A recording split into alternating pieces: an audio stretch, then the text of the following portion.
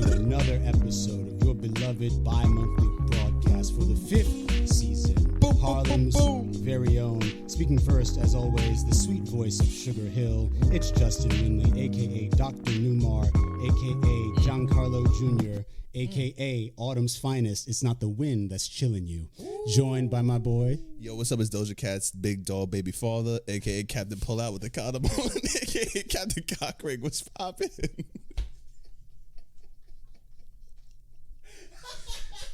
Yeah, baby, we back. What's up? Talk to me nice. Yo, talk to me nice. Yo, Ahmad, what's poppin', baby? Oh, my goodness. It looks like we are back, but we're actually in person this time. Sir, yes, sir. These niggas look fly. Oh, I'm looking at two handsome black men. You know what I'm saying? Me on the side. I'm just no pause. No pause. No pause. It's your boy, Ahmad K. Simmons, a.k.a. the prolific pudding popper, a.k.a. the Tennessee titty twister. And then last but not least...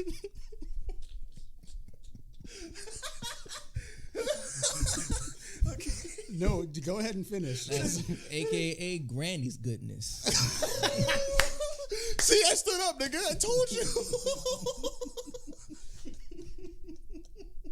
I'm sweating again. It's hot. So take off all your clothes, boys. This on top of the dome, okay? Oh my this God. on top of the dome. I need some milk. Welcome back, y'all. I need some almond milk. It's important for the audience to understand that Oh this my is, God. as Jude said, our first session back in person in an official sense since the pandemic. And it's also our first session with Ahmad in person ever. Oh. So we're really excited to be back. Oh, God. I'm also wearing a very heavy hoodie. And I'm Yo, this nigga look like an anime Cameron. No, really real quick though, it's really unfortunate that we do not have footage of this. He has the Yankee snapback, pink accents on the Yankee logo, a pink brim, pink accents on the side of the World Series. I don't think Justin has ever watched the World Series in his life. And real quick, and also he had to bring out his nerdy side with the Super Saiyan Rosé. Pink and black and gray hoodie. It's like Cameron was like watching anime at Manhattan Center. And he's got the calypso with the nectar from the pink dragon himself. Exactly. I'm just pink dragon squirted inside that drink. I'm just getting ready. I'm just getting ready to go see Halle Bailey after the recording. That's all it is. I know that pink is one of her favorite colors. Oh, how you know all that? How you know that? Bobby, why you know all that? We have conversations. You have conversations? Call the cops. Call the cops. Call the police. We need to call the police. Police! Help! Police! Help! We were talking about this before the recording. The Bailey sisters really taking the world by storm. And, usually on this podcast, we try to be respectful. And I think we are. But you hear the silence from me? Jude's silence was loud. We speak our mind. Right. But I'm just saying, if either one of them wanted to pull the gray shorts to the side. She could pull my Nike shorts to the side like a little slut. Like she could slut me the fuck out. Chloe specifically. I am in a happy relationship. There will be no gray shorts. In fact, I've never worn the color gray in my life. Ahmad is wrapped up in a towel in his robe, eloquently with a glass of wine with his lady, with his sherry, and his bunny slippers. It's speaking of fuck it up with some bunny slippers. I will do it. Okay. I know you're fucking up with some bunny slippers. Speaking of having you back, Ahmad, before we get into the show proper, you achieved a major milestone this summer. Yes, sir. Performed in your first professional show in Chicago. Mamma Mia. I mean, tell us about it, man. We couldn't get out to see you, but how'd it go? Tell the people. Thank you, good sir. It was honestly like one of the most magical moments of being like on a stage after like 17 months. Mm-hmm. Me heading back for my first summer in Chicago, even though I went to college in Chicago. Shout out to Columbia College Chicago. It was such a good time to just be out there, be by myself, reflect on certain things that were happening throughout these 17 months and how I want to grow from there. And just sharing the moments with my friends, sharing the moments with my girl, and it was an amazing time, and the cast itself was just amazing. Every single one of them were unique in their own way, and I was more so blessed to have the director who was my teacher at Columbia tell me about the show that he was directing, and turns out he was in that show. He was in the show too. Like close to 2 decades ago in Vegas, and so he decided to direct it in his way. Yeah. And it turned out so well. And at the end of the show, of course, like the cast members that were on stage, we all cried. But it was such a fun time. What does like direction look like on stage when it comes to different interpretations? Because it's not like a film where they have their thing set and it's canned in a film, but it's directed each time in a different way though. Yeah. So like, how does like directing work on stage? Every director has a vision as to what they believe the show could look like in their mind. Like you can turn Mamma Mia into it's mainly it takes place in Greece and a summer feel. It's a feel good musical because these are songs that were made by the group ABBA or ABBA. And so it uplifts people into like a greater mood, and Justin Brill, shout out to Justin Brill, he decided to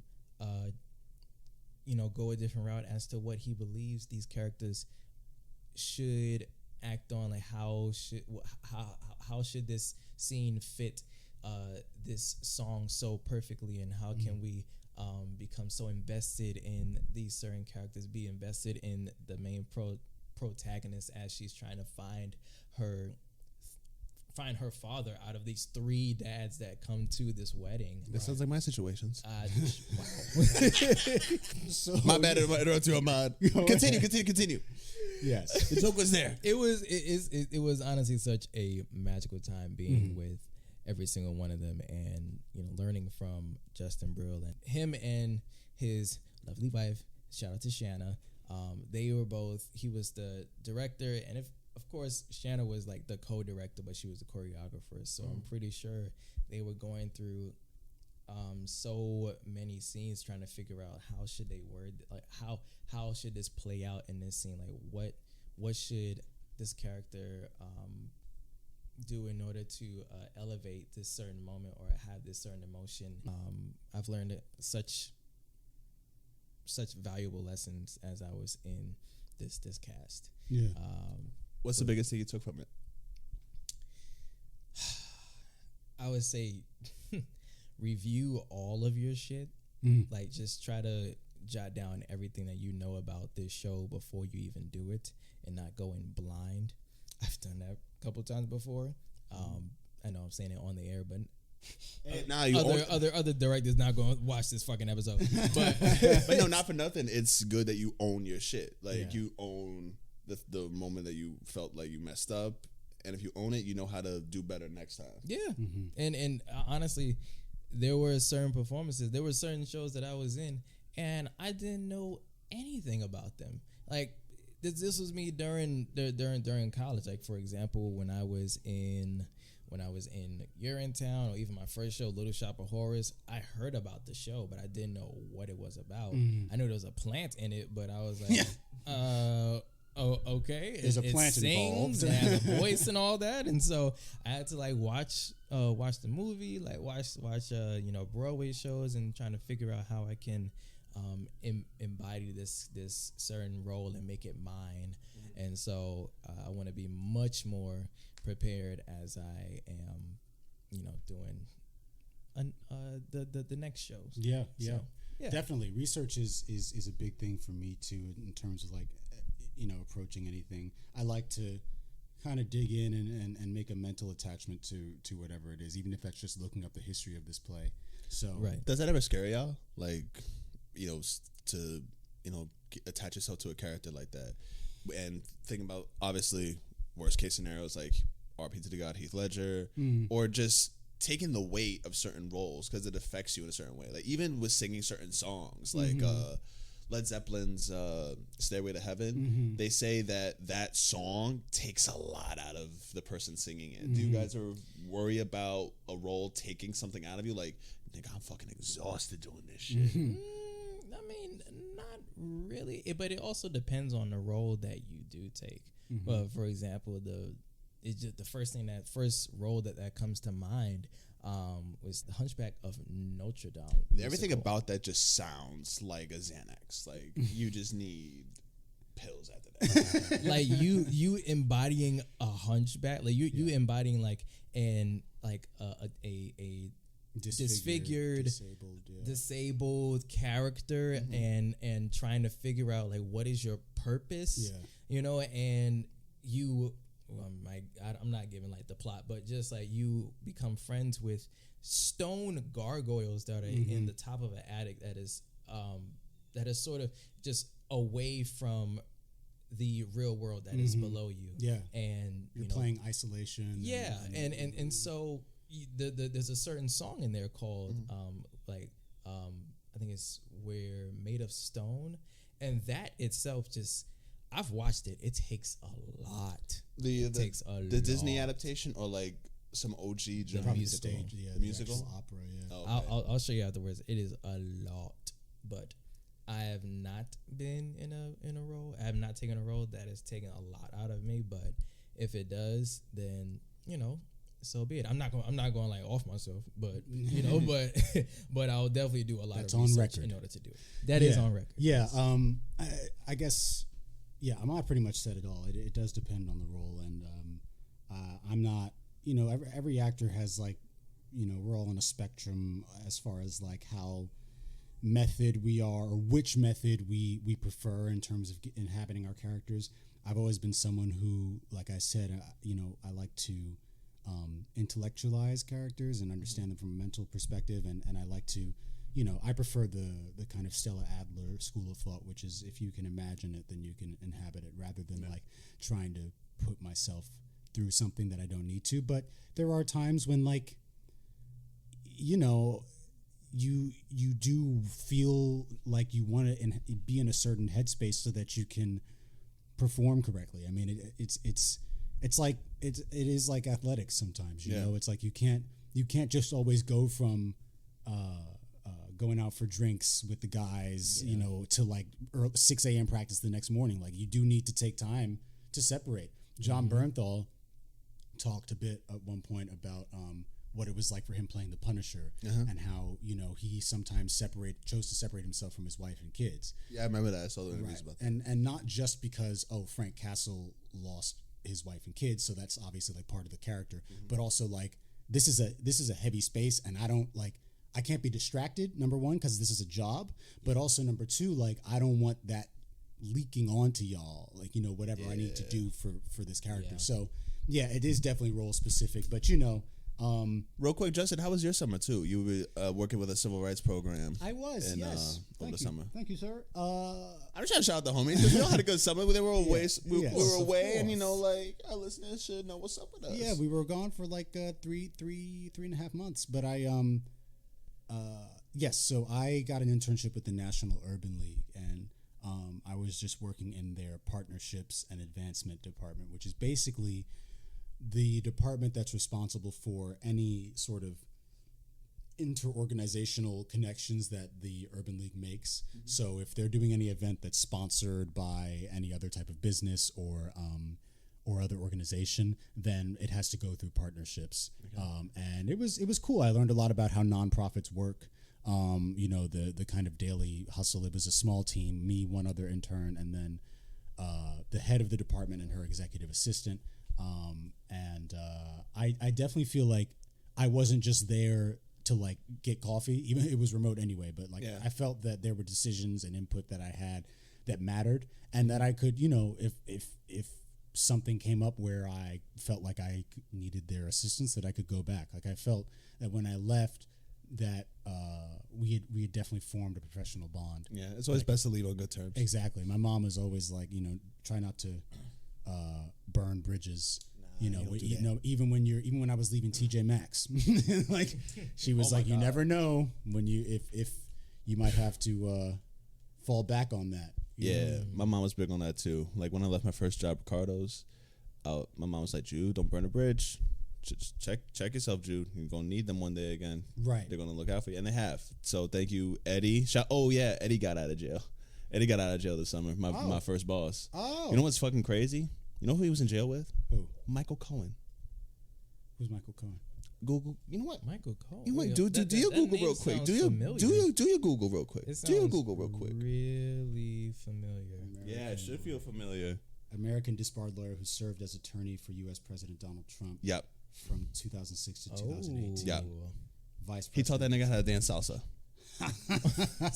You know who else was in jail with? White boy from Firefest.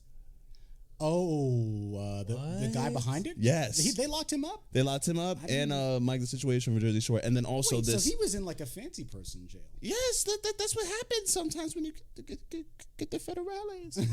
But nah, my mom always was just really serious about making sure I check myself and not burn any bridges or ruin any relationships in a professional setting or any kind of setting. You know, because you never know when you need somebody or when they might need you. Yeah. And you know, if they can't go to you for help, they might be asked out. So you never want to burn that bridge with somebody. Exactly. And did you have a fun summer? I had a fantastic summer. I bet you did. You know, I took my training very seriously. I took my job seriously. I got promoted as a head guard, so I'm in this new role this new leadership role, which is very it's kind of difficult because I'm used to just like being a lifeguard, being told what to do and chilling. Now I hold a lot of responsibility, and the lifeguards that are under me are going to be the next in line for head guards. So I got to think about that too. And it's it's hard, but it's good for things to be difficult because it'll just make me grow. Yeah. Other than that, I was just chilling. I was really just enjoying myself this summer, hanging out with my homies. Shouts out to my homegirl Stephanie. What's up, Stephanie? Yo, my guy. And, lovely young ladies, Honey Nut Cheerios and Cocoa Puffs. And yes. Just also learning how to like respectfully enjoy myself with my dating life. Right. Respectfully. Right.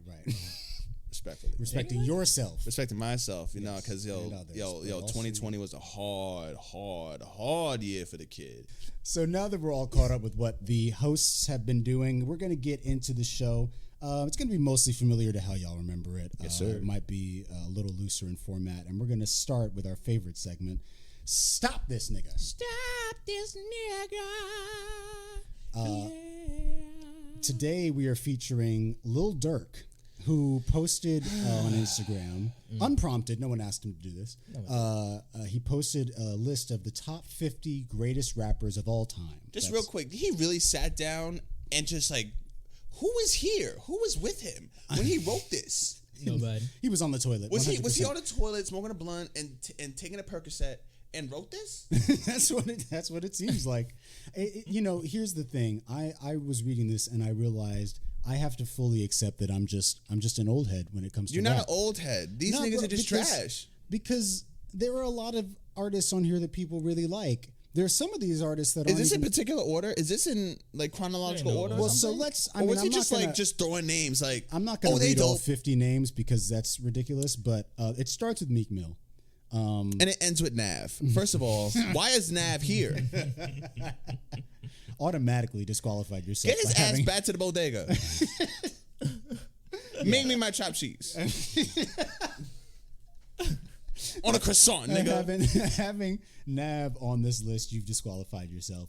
But I mean, there are some people on here who make sense, I guess. Nicki, okay, Cole, Drake, yeah, Nip, RP, Nipsey's on here. I don't know why Chance the Rapper's on this shit, but I love my wife. I love my wife. I'm not going to judge off of a shitty album, but I'm just gonna. You're only as good as your last album. Exactly. That's how it goes. You got Tory Lanez on here.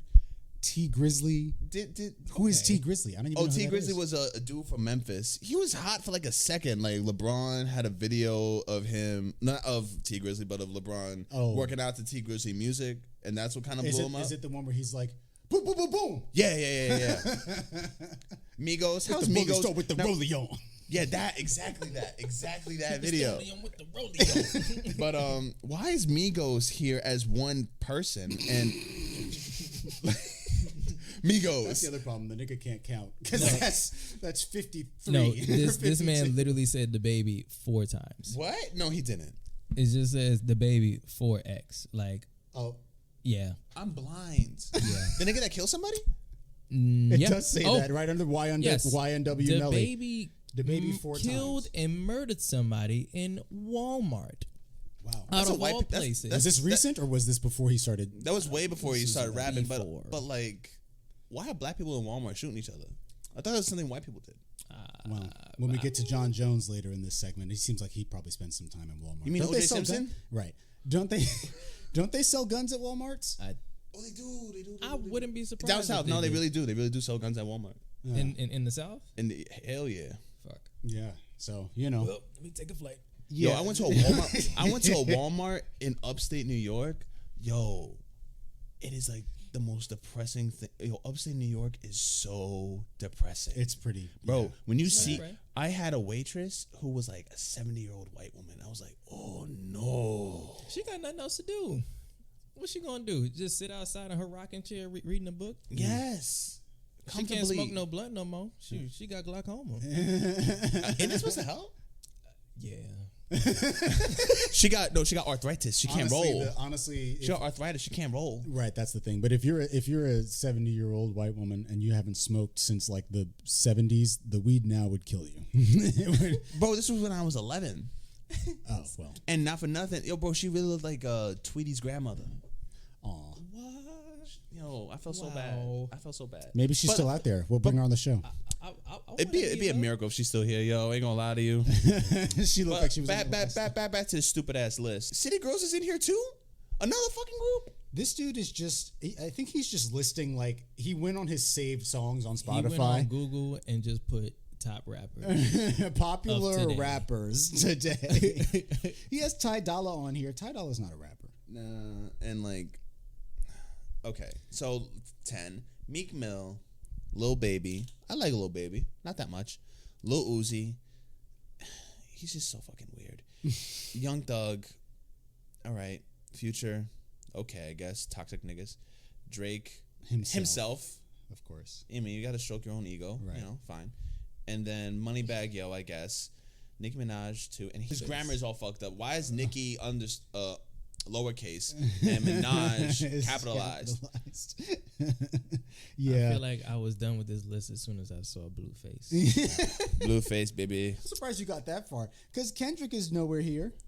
Hove is nowhere here. Hove is nowhere. Eminem. Kanye Is Eminem on here? Eminem is not on here. Like, I mean, it's fine. Like, you don't. Not everyone has to name the same greatest rappers, of course. No, but, but like, I feel there like are a few that we agree upon. There's a few that we agree upon, but I feel like there's also personal favorites, which I think we should probably get into. What are your top 5 personal favorites? Like really personal favorites, not sugarcoating shit, not making your older brother feel happy, not making that old dude on the block satisfied. No, your personal favorites. My personal favorite 5 rappers. Okay, so number 1, A$AP Ferg. Yes, I like interesting. That makes sense. respect it. It makes sense. Yeah, come on now. It's very on brand. 43rd with the draft. Okay, well, you know, shout out to A$AP Ferg. Number 2 would have to be Come Back to Me. I will give the other 4. Cool. I think for me, obviously Kendrick is probably my absolute favorite. Rhapsody is up there in my top 5. Kendrick, Rhapsody. Okay, I got it now. This should be a little easier. I said personal, true personal. I know, but then I think like I do like a lot of rappers. J. Cole used to be on the list. Ooh, why used to be? I'm just kind of like I also listen to some of his stuff, but I'm not like eager to hear what J. Cole has to say most of the time anymore. Kendrick and Rhapsody for sure. I don't know. Ahmad, jump in with you. It's like one nigga can get like. So I said A$AP Ferg, Yeah. Busta Rhymes, Okay, Okay. Yeah. Kendrick, there we go. It would have to be I gotta pull up Spotify. E40. That's a very deep cut. I appreciate that. We gotta go to the West Coast. Heavy. We gotta rep the West Coast. Yeah, okay. I mean, he's shit. This nigga's illmatic. You know Tell what me I'm when saying? to go. Tell me when to go. Sprinkle me, baby. Sprinkle me. I'm a neurologist. Tell the old niggas, yeah, I know what E40 about, baby. Goodness. Chase the money. E40 is fire, and I would say, Jesus Christ had dreads. I'm sorry, that was the last one because it was perfect. Okay. Last one would have to be Jay-Z. Okay. Okay. Yes. Okay. I think I don't know if this is 5. So I said Kendrick, Rhapsody, Rick Ross. That's enough. very interesting. That's funny. Rick Ross. And then Smino. I would put as one of my personal favorites, and T-Pain. All right. Rapper turn singer. Yeah, all right, cool. I'm with you. He be rapping on some of these features he does now. And he's fire. Yeah. Like T-Pain's fire. Like fuck Usher. Okay. Yeah. All right. Mine is Gangsta Gibbs. Right. Freddie Gibbs. Benny the Butcher. West Side Gun. Kendrick. Actually, I haven't been into Kendrick as much because I feel like the last couple of years, West Side Gun, Benny, and Freddie have just like they filled the void. Bro, they filled this void and was just the catalyst of this change in me. So now that I like transitioned to this other section of my life, Kendrick has kind of been a little behind. I'd say Hove as well, and yo, ain't gonna lie to you, 50. I've like listened to Get Rich or Die Trying. That album's fucking crazy. Like, he's so disrespectful. I feel like one of the top diss songs ever is Back Down, and he was coming at Ja Rule so hard. He said, never poke nothing, never pop nothing, nigga, stop fronting. And then at the end of the song, he had a little skit of this very effeminate gay gentleman defending Ja Rule like, I am a 12th degree pink belt. I will dice your ass up like a little piece of celery, 50 cents. Yeah, that sounds I was like, yo, that 50. sounds like Curtis Jackson, all right. Like 50 been toxic ever since he came out. Like 50 ain't been shit ever since he came out. But that you gotta admire his consistency. Yo, bro, that shit's crazy. That Get Rich or Die Trying is crazy. I might have said Busta because I do really like him. I didn't want to be a broken record, but I started getting into Busta during the pandemic, just going back and listening to some of his old stuff. Everything Remains Raw. It's one of the hardest. Ridiculously good. Yeah, like it's crazy. And I will always bump. Put your hands where my eyes can see. I will do it to the day that I'm on my deathbed. Okay, My favorite. It's my shit. You tell the nerd. My favorite Busta Rhymes song is "I Know What You Want" with Mariah Carey and all them. Yes. Ooh, when dude says, "I pull up to the house in a yellow Lamborghini." It doesn't make sense as to how good this man can be, especially with his voice. I don't know if you've seen his earlier concerts. I never seen those. Oh my God! Like, of course, his outfits are always memorable. Those are fantastic. I wouldn't say they're weird. They're memorable. Yes.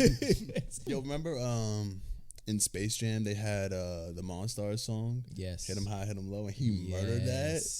Oh wow, I forgot about that. Yo, there's this whole time of the 90s where hip hop soundtracks or just movie soundtracks had all these rappers on it, and they were crazy. Yeah. So there was a Panther movie with him on it. There's a Space Jam movie, Kiss from a Rose by Seal. Yeah. That was for Batman Forever. That was an original song for that movie. Yeah. I didn't know Fire. The music video has like clips of it, Yeah. and Seal is just singing with no shirt on, with the back signal behind him. It's fucking fantastic. It's one of my brother's favorite songs. If I see I have to see Busta Rhymes, or I have to hear Busta Rhymes on the Black Panther 2 album. Yeah, that is it. Why did they damn? Because if they go that route again, where they will include like most rappers on that soundtrack, which was great. By the way, well, they gave Kendrick like creative liberty to kind of put together the Right. album he wanted to make. So I want to know like who will be the next person to produce that. Maybe soundtrack. Kendrick again. I don't know. He might be. I don't know. I mean, he's making his album right now. He's getting ready to release his own album. I think it's gonna come out. I So think it's gonna good. come out at the end of the year. I think it's gonna come out like December. We can hope. Speaking of Kendrick, Is it's there- Super Bowl halftime show. Yes, it is. The lineup for this got announced about a week ago, and the performers include Dr. Dre, Kendrick Lamar, Eminem, Mary J. Blige, and Snoop Dogg. This was, of course, immediately followed by a bunch of American flag, rock flag, and eagle profile pictures saying, "Well, I will not be watching the halftime show this year. They can Buster. they can kiss me goodbye." I see a whole bunch of niggers on that TV. They're playing that nigger music, and I the channel. I see them niggas from over here.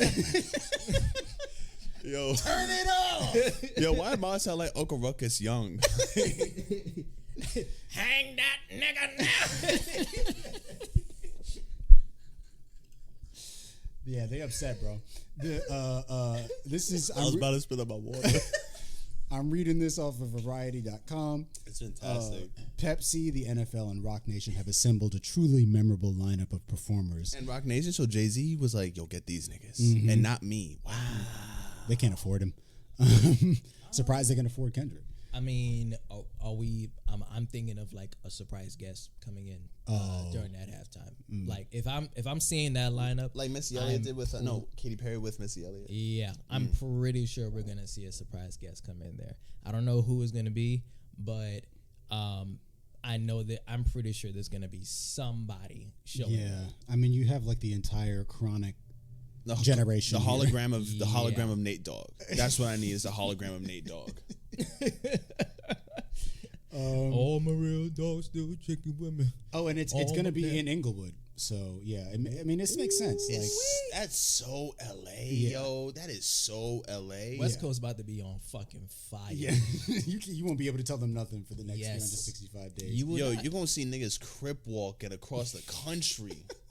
It's a If movement. if you hear corrupt on stage, it's a wrap. Oh my god. Everybody's gonna be Corrupt? crip walking on the turf grass. Like, Yo, imagine they had like all the Super Bowl dancers in red and blue bandanas. I wouldn't put it past you, Bro, honestly. I wouldn't put it past you. How crazy would that be? Like a marching band, Honestly, in like in the khaki suits, no. You know what's gonna happen? in the This- khaki suits of the Nike I'm Cortez. gonna tell you what's gonna happen. The lights are gonna go down, right? And you're just gonna hear, if Pyrus and Crips all got along, They it probably got me down by the end of this song. And then you see, you Yes. see the lights come up on all these dancers with red and purple bandanas on a red tag around. And then he's just gonna, man down, where you from? Yeah, no, that's what we need to Oh see. man. Where are you from? Nigga. Niggas. And all Eminem is gonna sing is "Lose Yourself." Probably, or Venom. Now, what would Eminem perform? What can Eminem perform here? He can perform his verse from Forever, the Drake song. Oh, true. It would probably have to be, or his song with Kendrick. I mean, there's so many. Like, What if he song does with Kendrick? Love? That was a long time ago. It was, but Wasn't that hot? well, I mean, someone listened to it. if I'm looking at this list and we are definitely forgetting about Snoop Dogg and Mary J. What's Snoop performing? Snoop is definitely going to perform. I will put money on this. I'm pretty sure that him and Dre will perform either Gin and Juice or Nothing But a G Thing. Of course they have to. Oh no, but of course they also gotta do Still Dre. They got to. Yeah. Like it's gonna happen. And Mary J, I got an idea. Her and Method Man do "I'll Be There for You." Is Method Man performing? No, but like Oh, he could be the guest. be the guest. maybe. I just want to like go Method to Man a is like concert fully with acting. him now. singing live. Yes, Man is he on is TV Acted for a acting. long Yeah. time though. He was on what's that movie? Cowboy something. Bebop? No. It was oh shit, I gotta see it. It's a Netflix movie. It I saw some clip of him going around on Twitter with his shirt off, and everyone was losing their minds. Cause he's brawling. and he's 50. Like he's 50 years old. But Yeah. he looks good for his age. Let me see here. I remember he popped up in Luke Cage a couple years ago. That was dope. He was in a bodega, and I think he played himself. Of course. Yeah. Let me see. Concrete Cowboy. There we go. Oh, yes. Concrete Cowboy. With Idris. Yes. I'm not someone who usually follows the Super Bowl intensely or really any sports. However, the halftime show can be really entertaining. One that always sticks out to me is when Lenny Kravitz came out with Katy Perry for Kiss Your Girl. That was like, and there was like fire all over the place. Nah, what was crazy? Prince was crazy. Oh, Prince. Obviously, Beyonce. Did you ever had see a great Prince's one. performance on the Super Bowl? I don't know if I Watch it, bro. It is really He good. is playing his heart out on that guitar, singing his heart out in heels, In the rain. in pouring rain, and just What killed year that was shit. this? Damn, we were kids. We were mad kids, and we were little. We were like, it was like one of the times the Giants played the Patriots years ago. It's though. still nothing like that. 2007. 2007. It's still nothing like that footage when Michael Jackson pops up onto the stage. And Nah, that just was crazy. Always see stands there for 10 I will minutes. always rewatch that. I will always rewatch that. Like that's literally like that's clockwork for me. Like I will think about it and I'm like, Well, time to watch it's it. been a minute since I've seen this halftime special. Like you will always like I will be listen, fans. I will become a whole bitch if I was to ever see Michael Jackson in concert. Like I will see him hop up from below the stage. I'm fainting. I don't care. I will faint like a real one. Okay. Exactly. Like you will hear all of that just. Y'all seen that video where that he's performing somewhere in Asia and that fan Yes. climbs up onto the crane with him while he's doing Earth Song. My God. I never seen that. He what? He's on this elevating like crane like platform. Yes. And Oh, I yeah. think he's doing Earth Song, and the guy somehow gets on the thing, and he's Yes. climbing up there into the thing with Michael, and Michael just hugs him, and he keeps singing his They heart probably thought he was out. one of his kids.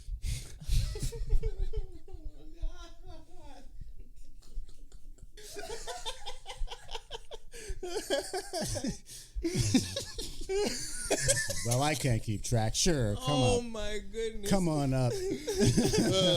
Yeah, whatever. They all look alike. Let me hold you. Careful. This You could man fall. he had all the chills in his body, and I understand. Like he was he literally had to hold himself as Michael was singing. Like you're being held by Michael Jackson, on a crane overlooking thousands of people. When I tell you that's literal ecstasy, and I don't even know what that feels like, but he was on 10 million, not 10,000, not on 10. He was on 10 million. You know he still talks about that to his family Hell to this yeah. day. Hell yeah, that's his pickup line to somebody. But I tell you this, man. I mean, we may as well like talk about it a bit since we're here. We have a little bit of time. You know, I kind of like posted on the page on our socials a little bit like, What you do? who do y'all think would go up against Maxwell in a versus? But who do y'all think could go against Michael Jackson? That is a ridiculous question. Prince. I mean, I think so too. But it's like it's Prince if they just go ahead and pick any of your hits. I feel like some people it would be a little different because Prince is more of like into the pop rock side, whereas with Michael it's soul pop, bring in some of the hip hop, Right. You know, They're pretty different. little funk in there too. So I would say if you want to go with genre, then it can't be Michael Jackson versus Prince. So I would say nobody. Yeah, I prefer Prince because I played piano when I was a little kid, and I appreciate more of a musicianship. Michael's an amazing performer and is an amazing singer, all that, but to take the time and to learn all those instruments is just another level for me. Sure. I agree. Yeah. I agree. And I feel like somebody could. I mean, some people can be fans of folks that are in the rock genre, which I don't know a whole lot of, and somebody can say that a particular particular artist of many decades can go against Prince and his music. I think David Bowie would be interesting. I was thinking someone similar to that. I was thinking about dude from Queen. Freddie Mercury. Yeah. Mercury.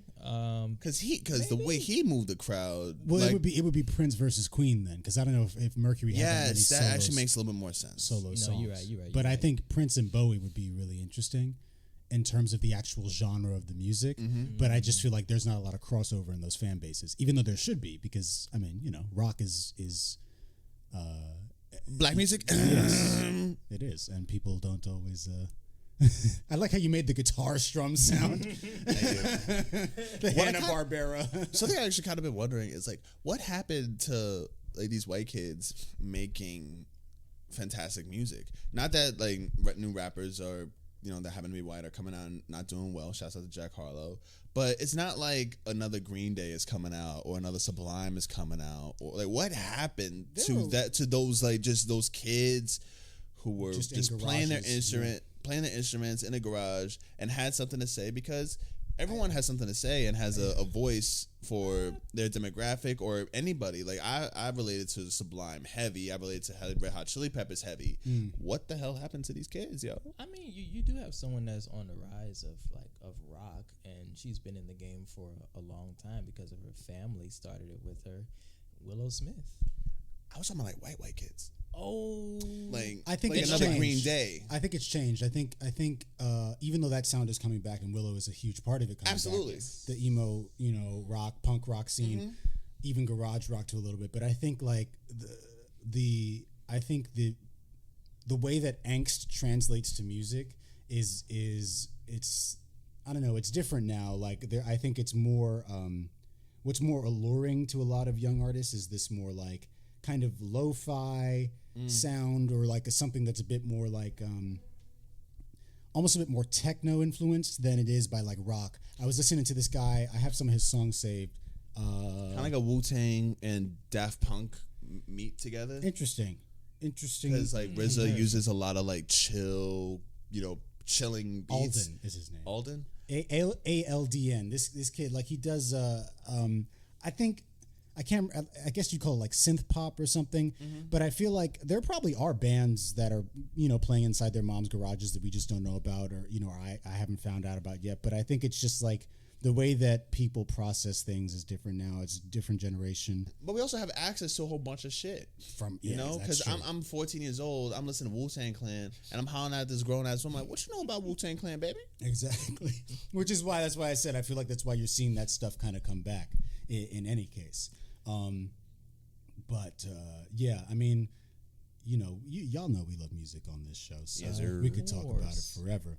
I wanted to give some time now as we come toward the latter part of our show to talk about a little bit of the fight news that was popping off this summer, and also and some revelations about two very important martial artists.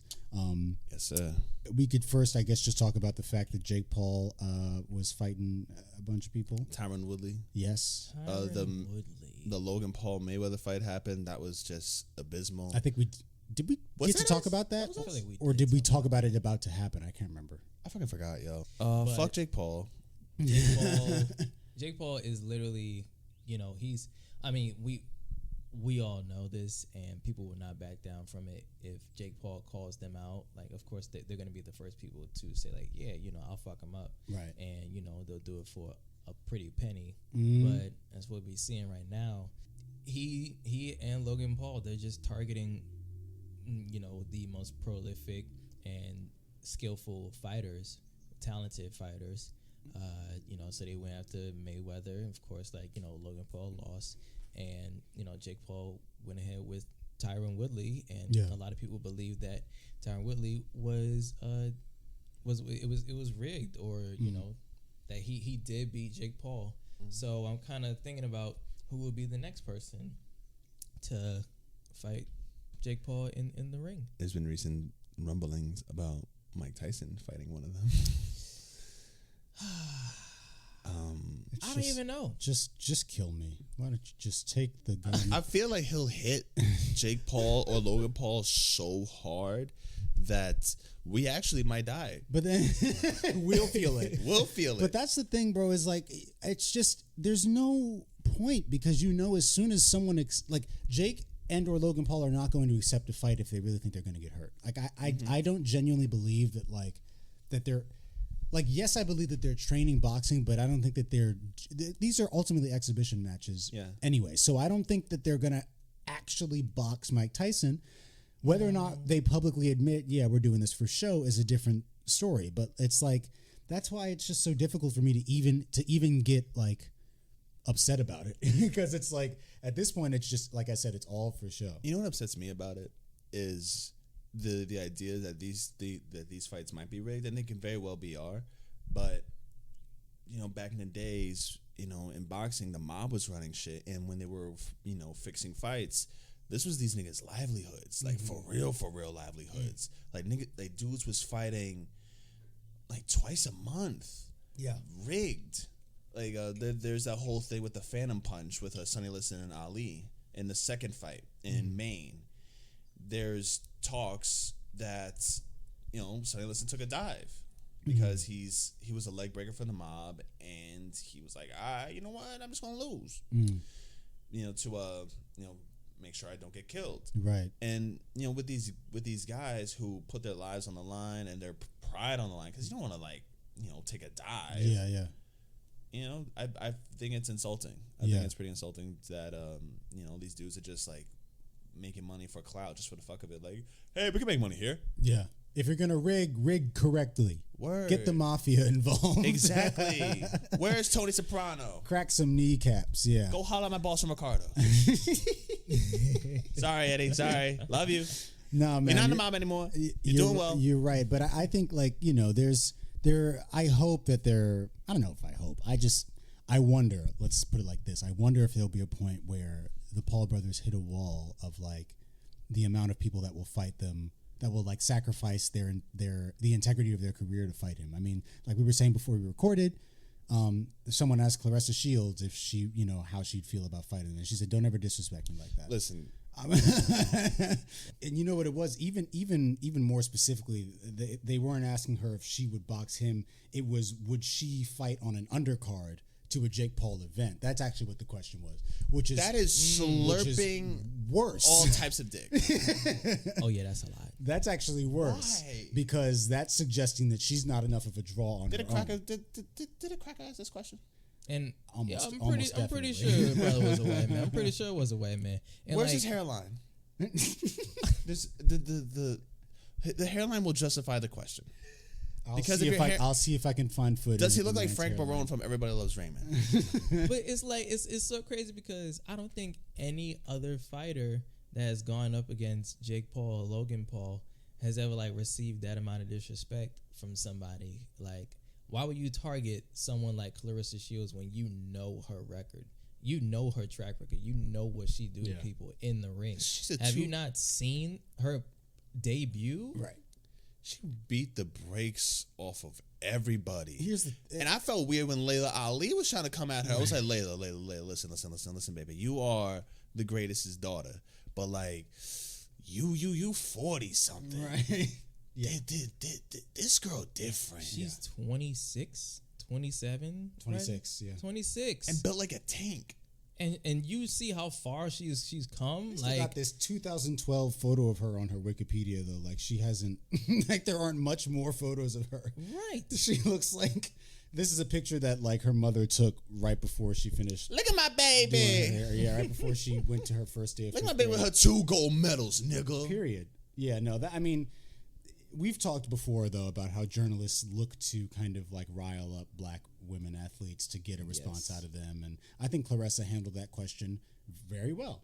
She didn't buckle, you know what I mean? She didn't like try to sugarcoat it, but she didn't get rowdy. But she was point of fact. She kept it real. Don't disrespect me. I'll break his jaw. That punto. End of story. And that's that. And they always want to find some type of way to disrespect.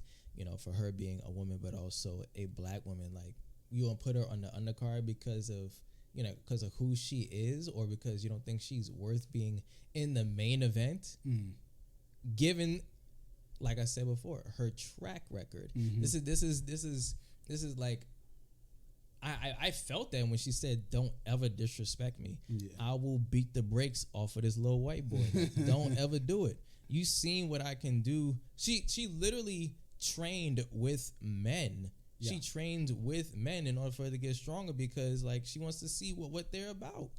They hit harder, so she got to take it. Right. So I'm pretty sure with Jake Paul, it's gonna be light work. And she also ran out of female sparring partners.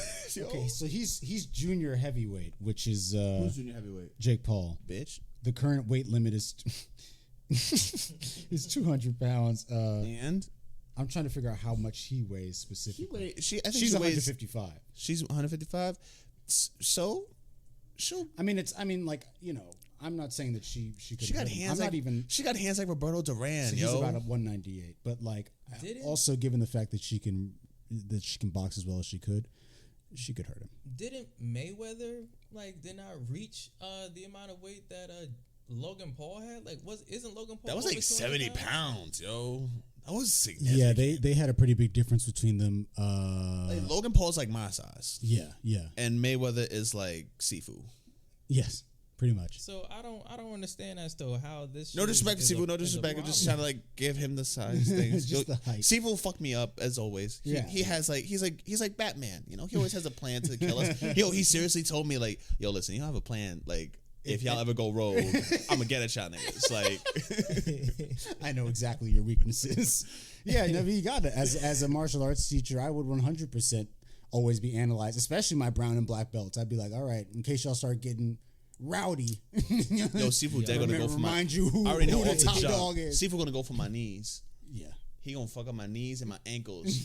He's gonna hit me with a heel hook. It's gonna be over real fast, I think. It's also what would happen. He's not gonna hit my face at all. No. But he's just gonna fuck up my legs really, really bad. He's gonna do an Imanari roll with a Kali stick, crack you on like the inside of the thigh. Or Tear my something. ACL, MCL, PCL, my Achilles. VCR, yep, Word, nigga said VHS, and then he'll just leave you there bleeding out.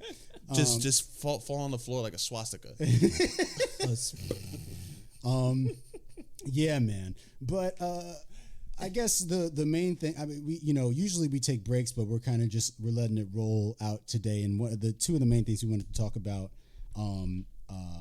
is kind of a connection between two very, as I said before, two very important martial artists and drug abuse. I guess we'll start with Jon Jones because we're still doing UFC stuff. Yeah, O.J. Simpson. Okay, right. So Jude has a whole theorem about Jon Jones. Okay, speak your mind. That I'm gonna give you 3 minutes. 3 minutes. Okay. All right. So Jon Jones is a UFC legend at this point. Yes. A champion, has never technically lost. His only loss is at a disqualification from the 12-6 downward elbow. I don't even know how many title defenses he has, but he's beat everybody from different generations of the UFC for the last decade and some change. I think literally 11 years. He became light heavyweight champion at 21, 22 years old, the youngest UFC champion of all time, and has only gotten better ever since then. Mm-hmm. And there has been recent brushes with the law, starting I think 5-6 years ago. He started getting a couple brushes with the law. Mm-hmm. And my theory about Jon Jones started with this nigga don't like black people.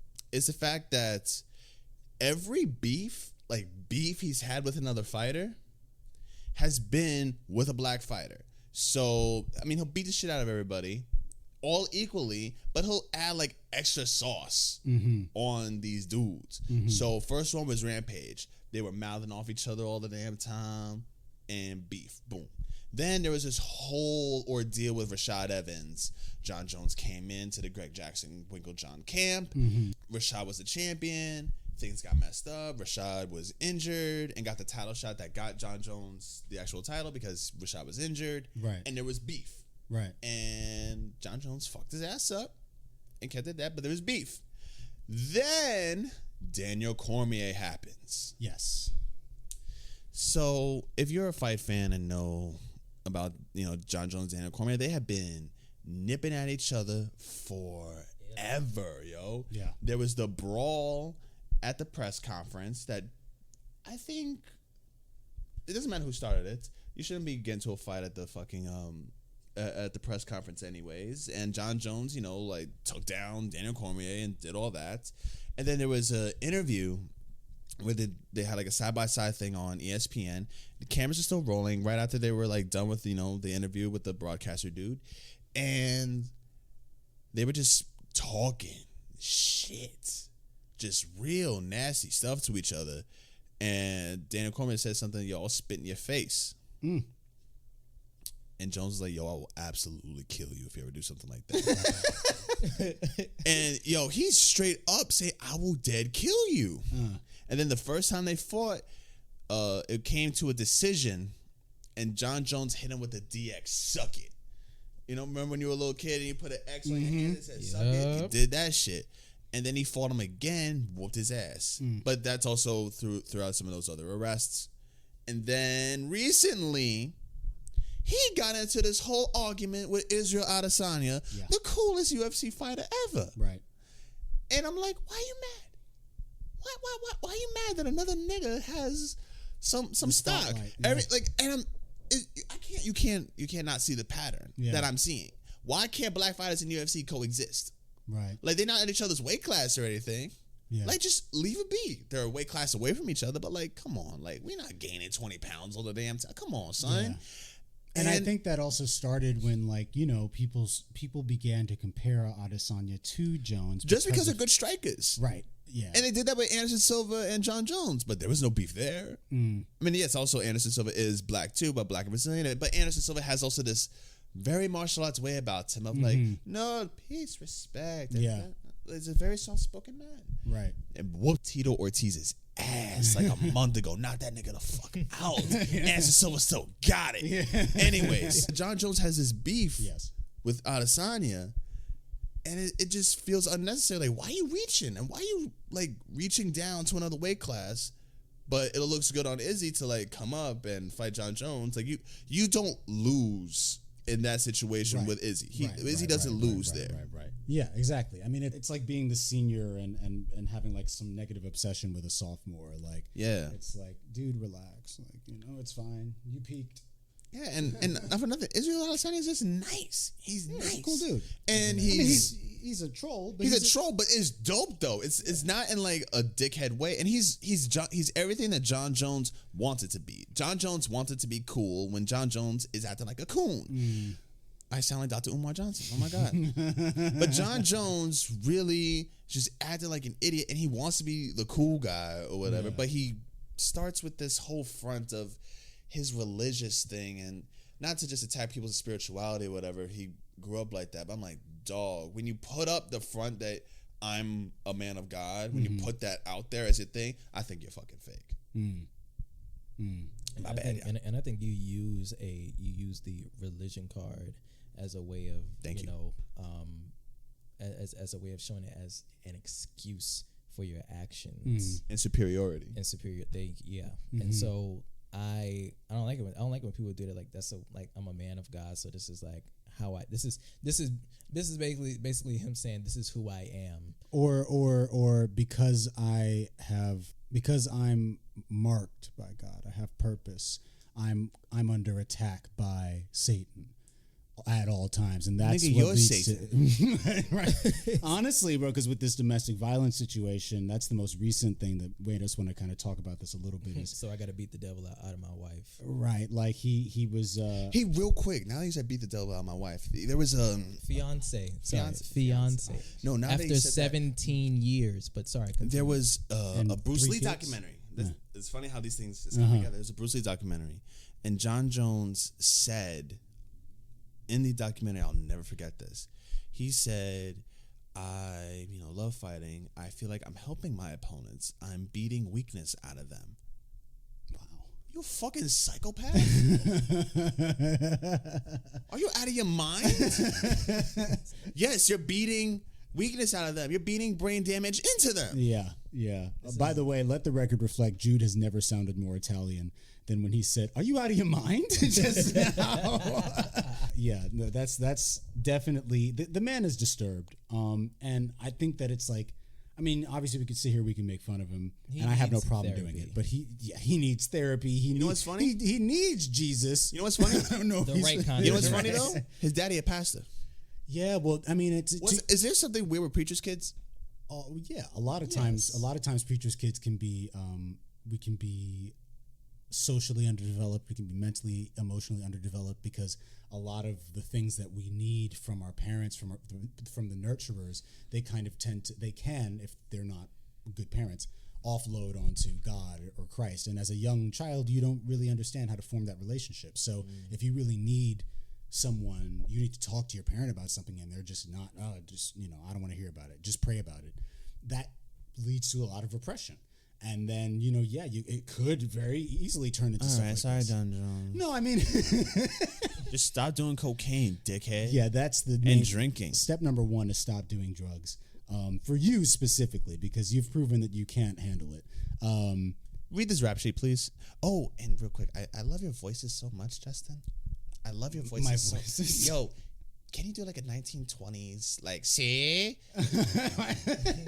I You don't talk about, first of all, like on the radio, they're like, I knew what you were talking about before you did it. see? But Damn, you can't do it. no, I mean, I could do it, but it's just like this rap sheet is so, I don't know, there's no like dates on it or anything. It's just heavy. It's just lines. It's just like, and there's also a bunch of Mack Weldon advertisements in between everything. So I'm looking at boxer briefs, $32 for if Mack Weldon wants to sponsor us, y'all can go ahead. Real quick, Fresh Clean Tea sponsor us. I'm wearing a shirt right now, and it's like the best shirt There you I've go. ever had. So- Like they cut that is nice cut on my titties and my arms, Wow. and it leaves and it Leaves leaves a some nice breathing little room. area. I think I've heard about on, them, on my actually. on my stomach, yo. I feel like one of the YouTubers I watched, maybe it was Leon Lush. I feel like because he has a similar kind of like deadlifting build. He has a belly, but he's got like big arms and chest. So I like these shirts because they hug up here and then they're loose down there, so you can't tell what's going on. Yes. No, but I mean, Like ever wear a t-shirt and you feel like a Power Ranger? Yes. You know what I'm saying? Yes. it's a little too tight. I would encourage our listeners to look up some of Jon Jones' misdemeanors for themselves. Just for time's sake, I won't read all of this stuff because Read the ones that seem the most like. Are you dead ass? Yeah, I mean, this article is like not. Is I that have- cooperating?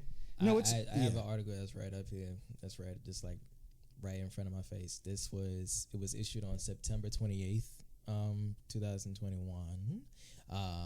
Basically, it tells that his fiance, they were stating a white female adult, later identified as Jones' fiance Jesse Moses, was bleeding from her nose mouth. Mm-hmm. So this happened hours after he was inducted into the UFC Hall of Fame. Mm-hmm. And he was, and so he got back to his hotel, and it said they've been together for 17 years with 3 children. But this is crazy. How are you somebody's fiance after being with that person for 17 years? Sometimes niggas don't need no paperwork, as they say. That motherfucker was cheating. well, yeah, He went to a strip club prior to this Yes. with $10K $10,000 in cash. in cash. And also, like he said, he It's came like- back. He took a brick of money and went. Yeah. And they said he came back into the hotel and stated she was sleeping, and Jones came back and was not very happy. And when he asked if he got physical with her, she said a little bit, yeah. So that means that motherfucker tried to beat the brakes off her ass. And I feel like this is routine in that house. Now, this is the woman that he has those kids with. Yes. Yes. It said that he touched the back of her head and pulled her hair a little bit, but he did not hit him. But he did not hit her. But he said that Moses explained that Jones allegedly grabbed her by the hair because she was trying to leave the room. I'm sure it gets It's nastier. And It's- then yeah. it gets further. He is detained by police because he leaves again, and she goes downstairs to get another room key, and she's worried about him coming back upstairs. She wants to make sure he can't get back in the crib, and he gets arrested somewhere else in Vegas. He challenges 5 cops, like, I want to see if I can beat the shit out of all of y'all, and headbutts a car, which is a felony. Which is also insulting, though, to the incident with this woman. Not this woman, his fiance, Miss Moses. that this is a misdemeanor charge, but him injuring a cop car, which is I think is a felony. Yes, it is. That's a felony, and this is not. I see what you mean. Yeah. The abuse of the woman is not considered a felony, but the property damage is. Yeah. Well, there you go. Well, I mean, hold on. He was taken into custody for domestic violence. He was taking and for the damage done to the police vehicle. He just added a cherry on top. Basically. He was like, the domestic violence does isn't enough this. for me. Yeah. He does this. There was also an incident that I think took him out of the UFC. Another time, he got into an accident, a hit and run accident with a pregnant woman. Yes. And there was like weed in his car, and he was worried. And when he talks about it, he's worried about himself. He's there was an interview where, he's talking about the situation like the woman's life has changed for the better, nigga. Like, what are you talking about? Like, she got millions of dollars in this lawsuit, and like, what are you talking about? Yeah. He might be a touch narcissistic as well. There's literally the YouTube video I was watching about it, and it's literally every instant that he gets into, he's a narcissist, only thinking about himself. Yeah. So the man is troubled, and it usually, like I said this about Colby Covington, like if there is a profession where I don't mind you being a jerk, it's one where you can get beat up for it, but it's difficult when you're Jon Jones and no one can really beat you behind about anything. Yeah, like Cormier in the ring. Cormier said he felt responsible because he didn't beat him. He didn't give Jon Jones that lesson that Jon Jones needed. And I admire Jon Jones. Like, I also watch his shit because, not for nothing, good material for me to, same use. Height, pretty much same weight. So, yeah. I mean, the thing is, like, I don't think there are few people more cowardly than people who know they can win any fight. And don't have the self-control to know when not to get physical. And I think, like, especially when you're in a relationship, in a romantic relationship with someone who trusts you, someone you've had children with, like, I mean, 17 years and she rode out for you, bro. Yeah, like in Ithaca, New York, nigga. Like, she moved to Albuquerque, with all the New money Mexico. that you have, you stayed in Albuquerque, New Mexico, New York. And real quick, another reason why he don't like black people, he owns a German Shepherd and shoots a lot of guns. What black person, like, why are you getting a German Shepherd that bit mad black people and Jewish people? What are you doing? That's true.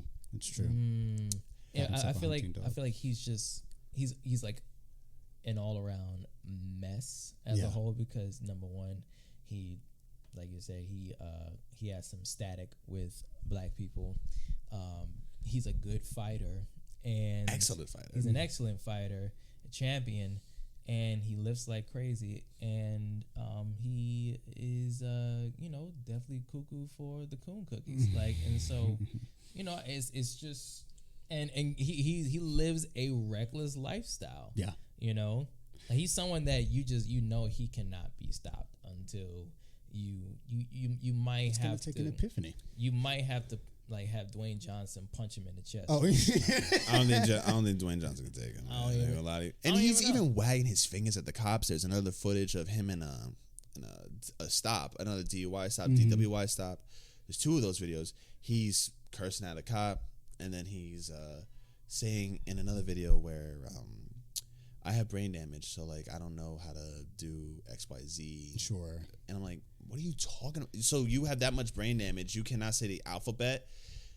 You should be driving, and you should be still fighting. Should you retired a long time ago? Right. If you got that much brain damage. But you can tell. I think the point that I'm synthesizing from all this is that you can tell he is just an empty person, because none of these accolades, none of this success mean anything to him, because it's still so easy for him to be triggered into these outbursts on social media or in real life against his family. And it's like, I don't doubt that I don't even doubt that he's aware of the fact that he has a problem. But I think there were a lot of people who, there's still a sizable gap between knowing you have a problem and making the decision to do something about it. And I think he's still very much swirling around like, well, I have the issue, but like, I'm going to deal with it in the way that I've been comfortable dealing with it, which is drugs, alcohol, and beating the shit out of people. It's like that Tony Soprano thing. Tony Soprano can go to therapy, but Tony never went to that extent to actually like change and get better and engage with it. My bad if I spoiled the show for you. No. But Like as a dude who wants to become a therapist, I should be a little more kinder and understanding, even with discussing people like this. There, you have to see the good in people and trying to see the light. But I can't see it when you beating the crap out of your wife. You're disrespectful to your family, to your kids. When you're disrespecting other fighters, your coworkers. Like talking trash is one thing and trying to hype up a fight or whatever. But saying I'm gonna kill you dude, that's far. I mean, say I'm gonna knock your ass out or I'm gonna choke you out. But. I mean, you already traumatized your kids. Like, they know who you are now, and they're gonna hear the stories when they get older. And this happens a lot to younger kids of a certain celebrity who just do God knows what. Like, if we're just talking about Jon Jones right now, him doing X amount of drugs, and him causing such a riot in these parties, and him despising his own race, and there's no actual like despise, like I hate it. They didn't do any of that, but it's just the evidence that I see. I'm like, why you own a German Shepherd? Why are you shooting guns in the desert and you're not doing it for a role? You're not doing some Denzel Washington, John Wick shit, nigga. I feel like his kid's gonna go through an identity crisis too, and folks are going to talk shit about their father in front of in their face. Like, they're gonna say, wasn't your dad just in jail? Like, didn't your father really beat the shit out of every UFC fighter that came his way? But he did drugs before he fought them and shit. And also he tried to joke with the police, saying like he could take on all 5 of them. And also, like, he said he could escape the handcuffs, and I'm pretty sure he was smiling while he was saying that shit too. And also, Rodney King is rolling in this grave. Does your mom still has that cut on her lip? Yeah, no. I don't know, maybe, but it's good seeing you again. It's gonna be tough for them, man. And I feel all for girls. The kids. They're all girls, like. Girl dads are supposed to be sweet and caring and gentle. They're not upholding the stereotype. Look at Kobe Bryant. They're gonna go through some shit. Okay, they're gonna go through some shit. Maybe one of them will get into the UFC, and then the cycle of therapeutic violence will continue. One of them gonna fight their daddy. Yo, like Kill Bill. One of them gonna fight their daddy. Prophesizing. I can see that shit Kill happening. John. It's like dead ass. It's like some Greek mythology shit. Like he has no sons, so one of the daughters got to step up and dismantle the father. It's some Oedipus shit. Yeah, I mean, like, I hope they don't have like sexual feelings towards someone like their mother, right? Yeah, but we want to avoid that part. Maybe dismantle the father is what one of them little girls got to do. Yeah, maybe. Well, speaking of legacy, real quick, and this will be our last point for today, our last story. It came out a few months ago, and I remember because I was in the dojo. Sifu sat us down as the class and let us know that this was gonna pop off. But Bruce Lee is reported there are some letters that leaked and have been approved by his estate, or rather not approved per se. Shannon. They've been confirmed as being his. Yes. That detail his drug addiction, specifically to cocaine, LSD, and cannabis. Everybody knew about the weed, but the coke and the LSD are the big bombshells. He was basically working with an actor named Robert Baker. Do you ever see what's it called? Chinese Connection? I probably have. Oh, he's the dude with the bow tie, the French guy in the little and the scar, right? The Jufro. No, not the scar guy. You're thinking of Ohada. Yeah. This dude, he looks like Bob Ross. He looks like Bob Ross. Yeah. But like a douchebag version. Yeah, but he has like the suspenders. Suspenders, yes. So Robert Baker was a student of Bruce Lee and a fellow actor. He starred in the Chinese Connection, and he was supplying Lee with drugs, including cocaine, LSD, and cannabis from 1969 until the star's death in 1973. They were discovered, these letters to Robert Baker were discovered at a flea market and will be auctioned in the U.S. for 160,000 euros. Them? At least this is from the U.S. Sun. This is July 8th, 2021. Yeah. So who had them in a flea market? Who had them? You could find a whole lot of shit.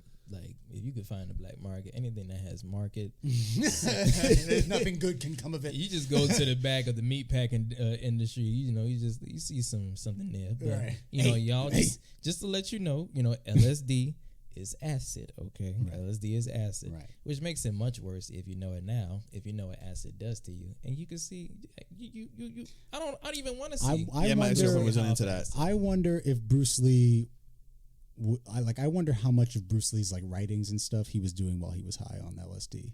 I mean, I read that letter. I was like, what? Read one of them letters, cause like, Yeah, let me see if wildin'. it's hard to read the handwriting, but let me see if they like transcribe it. I mean, it says, to my knowledge, it says, airmail me some Coca-Cola. Do it the way you and I precisely feel. In other words, whatever. Because count the package. Well, be something. Count the package. Name procedure. When something quality man. What more can I say? What can I say? That I care for you. Be carefully and take good care. Love and peace. This nigga Bruce was on just used the last tab of acid he had and then immediately put in the order for the next one. He was like, "Oh, I need more." He's trying to write in code, but he's high. Can you imagine the anxiety? Like you're trying to be low key, but you're like, "Oh God, I can't." Just send the Coca-Cola, the rabbits. Oh my God! He died. So Baker died in 1993, and the article here from the Sun, the same joint we got, a large amount of cocaine quoted from Bruce Lee, and he said he explained that Bruce was stoned as hell, but some coke could help him get into character for an upcoming role. Yo, so this motherfucker right here with the is yayoed out 100%.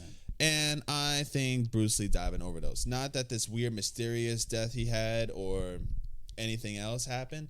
No, this was definitely an overdose. Well, this definitely points in that direction, right? I mean, for a long time, we knew that he basically had a hemorrhage and that there was swelling in the brain. And coke can cause that. And I'm sure acid could probably cause that too. Yeah. Especially at the low body fat percentage. Although also one of the things that's mixed in with this is that during the time he wrote the Tao, he was recovering from that back injury. Yes, He's taking a lot of painkillers. And smoking a lot of weed, eating a lot of weed. It 100% could have been a bad combination of drugs that because that's the only. I mean, as fit as he was, that's the only thing that's really gonna take him out. Yeah, and it literally like in this like 2 points in the next letter, he says, "Cooley, send me some coke. How's everything? Stoned as hell." But am working on the upcoming character. Some coke would help in the formation of I'm pretty sure of what I want to create. And y'all have to look at these letters, bro. He is writing. It's like he just put like when you pull out a hair.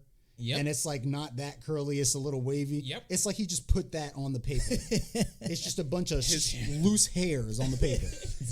And literally, like, his wife helped him out create these letters. They helped him create, and she wrote create a few these of them letters. too, And it said in April 14th, she added in a letter, "Don't worry about Bruce using the C, which is cocaine. He is not going overboard." And that's code for he's going overboard. Right. And so those are just two of the letters, but the collection is more than 50 letters from Lee and his wife to solely Robert Baker. This is a whole. It's not like wow because like they didn't have a phone then. They didn't have the cell phone that's true. I don't think you could call because he's living in Hong Kong at the time. I'm sure those long distance calls was a pretty penny. Probably expensive even when you're Bruce Lee superstar. All of them want to spend unnecessary money. Yeah. Yes, should we try to buy some? What? Imagine if when we get our set fully set up, we just have one of Bruce Lee's cocaine letters like underneath the That's cover some art. Joe Rogan shit. It is. Jamie, pull that up. Jamie, listen. If you got 160,000 pounds, you might as well. Yeah. And to clarify, that is $21,000. Wowzers. So that's actually not as much as 21,000. I mean, that's what they're starting at. Nigga, that pays my rent for the year. Okay. All right. But we could build you a new house out of the letters. We can make a paper house for you to live in once we have all the letters. you could just. How am I supposed to get double topping in a paper house? Well, that's up to Wow. you. You have to figure that out. It's a novelty. You could be Ladies, you wanna give me double topping in a paper house? answer the question. All right. Call into All the right. show and answer the question. Hey, how you doing, Jude? What are you talking about? A paper house? Okay. Let me How suck did you your hear dick. this? We haven't put the episode out yet. How did you hear this? We're recording right now. Are you calling from the future? Let me suck your dick. Nobody sound like that, please. Please. I think I hid.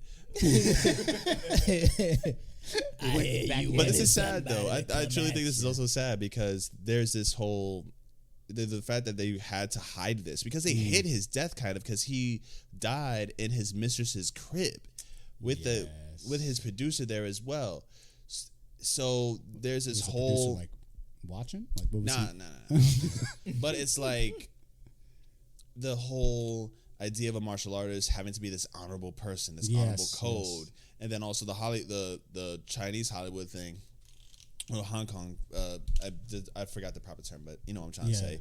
To uphold that he is a healthy, moral person, because back then, you know, everyone did drugs, but everyone hid it, but didn't hit it at the same time. It was a very weird thing. But I feel like it shouldn't matter though what he contributed to martial arts and to society was beautiful. It's a great thing. Yeah. And I think it's a damn shame that we can't also take our heroes for who they are. Take all of them. Right. Take the good and the bad, except that they're not our heroes the way we see them as, the way we'll see like Superman when we're 7, that they're actual human beings. And I'm thinking it would also make our lives better and we can be a little less hard on ourselves. Yeah. So for sure. If we all knew that Bruce Lee did a drug overdose, it was like, damn, like possibly that could have saved a life. Like, yo, Bruce Lee died of drugs. I need to get clean. I mean, how would you really feel if like you found out? And this makes me think of, you know, the late Michael K. Williams. R.I.P. to the God. To him. You know, he died of an overdose. And you know, it's very, very unfortunate. And you know, prayers goes out to the family. But I wanted to say, like, you know, if you were to find out that Bruce Lee did all these drugs back then, would you still have the same, like, for him being a martial artist and him being a fit martial artist and having that influence by him, would you have the same respect for him now? Not when I was younger. When I was younger, I was a little bit more of a scared straight kid. But I mean, if now, as I'm older, from what I've known, yeah, I think I would, because like my dad died of a heroin overdose. You know, and he had his shit and he owned it or tried to get better, but you know, overdose is an overdose, and it's sad no matter who it hits. Yeah. But you know, you still love them and care about them, and you kind of gotta like take the good with the bad and be like, damn. Yeah. I think I also, like a while ago, I accepted the fact that Bruce Lee might have also used some steroids now and then. You know, maybe Look at that body fat percentage on this man. You know That is not natural. like, so that's another thing. I mean, it doesn't take away from his Steroids helps genius. with recovery, though. That's so true. it's You also could've used that steroids bad for back. any reason, Like my yeah. mom with breast cancer, she was on steroids Exactly. Yeah. to combat the chemo treatment. Yeah. So it's necessary when the injury is that bad, and science is not as advanced as it is now. Medical science is not as But 100%, but if you're on a combination of steroids, and you know whether prescription or not, and then you're using painkillers, and then you're snorting coke, like, yeah, no, your body's gonna say, like, yo, nigga, we're done. Yeah. Cut it out.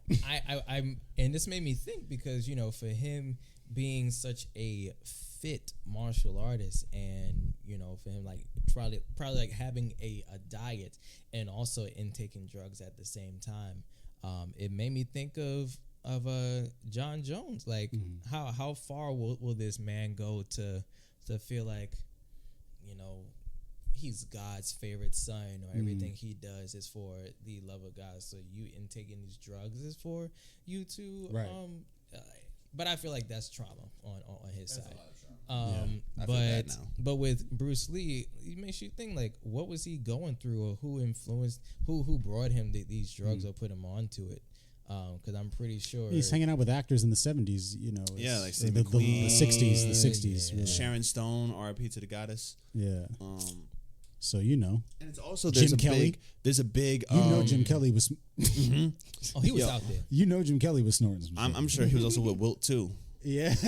I know Kareem was his homeboy. Yeah. But I'm sure Wilt was like, "Yo, what's up, Bruce?" But another thing though, that drugs is big in martial arts now, super low key. I mean, with like Joe Rogan talking about cocaine all the damn time on his podcast and smoking weed and DMT. Yeah. I came across a YouTube video a few years ago of a weed jiu-jitsu competition where the prize is like a pound or two of weed, and niggas is smoking before they're rolling. They're rolling and rolling, so bro. Hilarious. They're rolling and rolling. I need to find footage. I wouldn't know what. Dude, it's on Vice, and so it's like the walls have kind of like been broken down in martial arts, and from like this kind of like dogmatic area, the UFC has made it so accessible that all types of people are getting into it, and it should, and they absolutely should do it. But it's also things are kind of leaking in, and then also people believe in their whatever practices to make them better to get back on the mat. They will do it. Like smoking weed can absolutely help your pain, and you're not taking painkillers, dangerous painkillers like Xanax and OxyContin. Sure, absolutely dangerous and can get you addicted and kill you and lead you to do things like heroin. And they're just smoking weed and rolling now. It's very wild. Yeah. Well, I mean, that's one thing that maybe Bruce would have appreciated, that he was always a fan of breaking down the borders between formality and newness. So maybe he would have been okay with toking before you roll. Yeah. But I guess really that brings us to the end of the show. Is all I had to talk about. And I'm just, like I said, I'm happy to be back. This was really fun chatting. I can't wait with to the y'all. next one already. Yeah, it's going to be great. So that's a wrap for us today, beloveds. If you want more Uptown Love, you can find us on Spotify, Apple, Google, iHeartRadio, and YouTube actually now, because the cool thing about Podbean is it's going to automatically upload our episode to YouTube once it's done. So thank you very much, guys, gals, non-binary pals. Wear your condoms and get tested. Yes. Do all those things, our Harlem family. We will see you in the next one. Stay beautiful. Don't listen to Shorty when she says she checks her cycle. Do it. Don't. Do it.